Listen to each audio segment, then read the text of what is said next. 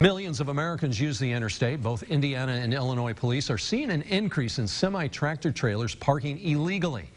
Abigail Degler spoke with an owner-operator as well as Illinois State Police on the growing issue. Abigail.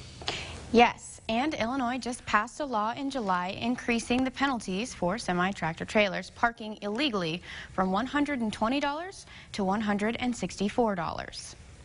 Sometimes I cut my driving hours short just to stop here because I know I go farther down the road, I ain't going to make it. Lloyd Swistera owns and operates his own truck. He knows the rules of the road, including the strict rules on how long a driver can go in a day. But for him, that limit has sometimes meant parking on the side of the road, which is not allowed. And got into an argument telling them, look, I'm out of hours, I can't move. Lloyd says drivers have a choice between a citation from the police for parking illegally or a citation from the Department of Transportation for going over their driving hours. Typically when our troopers come out in the morning, you can see them lined up from the state line all the way over to the Plainfield Rest Park where they're parked illegally on the interstate. According to a report from the Federal Motor Carrier Safety Administration, in 2017, large trucks were involved in 4,657 fatal crashes, up 10% from the year before.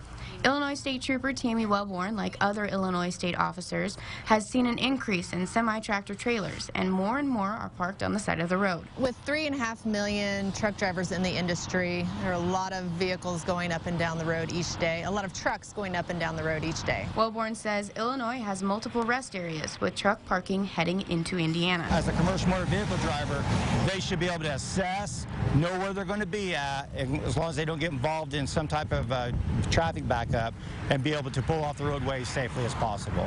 Swistera says drivers must decide between parking on the side of the road or continuing travel to an available parking space. He says strict rules and the lack of parking spaces make it harder for semi-drivers to park safely at night. About an hour before you finish your day, you got to start looking for a place to park, and a lot of times you can't find the places. Swistera says he wants officers and the Department of Transportation to understand that it's dangerous for drivers too. They don't want to park on the side of the road, but a lot of times they're out of options. Swistera says he understands troopers are just doing their job, but asks them to be patient with drivers because they're just doing theirs. All right, thank you, Abigail. Also Wednesday, the government discussed easing federal rules that determine the amount of time a driver can spend behind the wheel of a tractor trailer.